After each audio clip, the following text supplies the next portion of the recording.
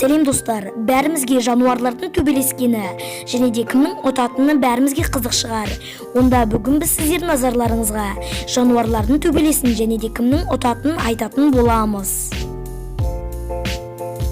Жираф пен арыстанның арасында жекпе-жек өткізілсе, жираф ұтып кете алады. Өйткені оның аяғында күш өте көп. Ал арыстан болса, тек жирафтың құлаған сәтте оны ұтып кетуі екі талай.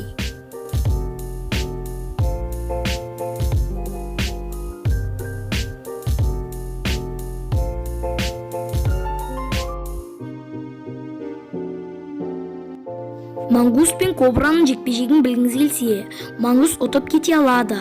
Өйткені оның тістері өте үшкір. Және де ол кобраның басын тістеп оны өлтіре салады.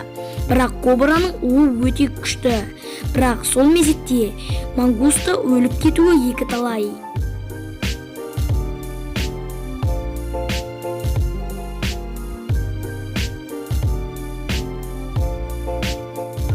Жылан мен қоянның жекпе-жегінде қоян өзінің ептілігін көрсетіп, жыланды ұтып кете алады.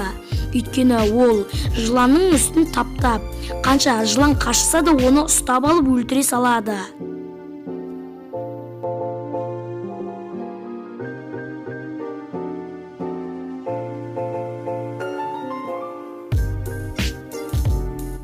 Крокодил мен леопард төбелессе, онда леопард ұтып кете алады. Өйткені леопардтар крокодилдің ең әлсіз жерін біледі. Әрине мойны.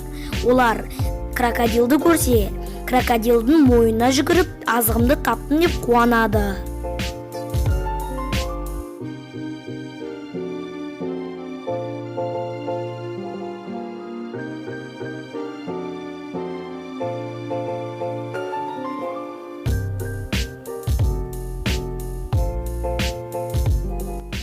Достар, сіздерге бұл видео ұнаса, лайктарыңызды аямай басып кетіңіздер.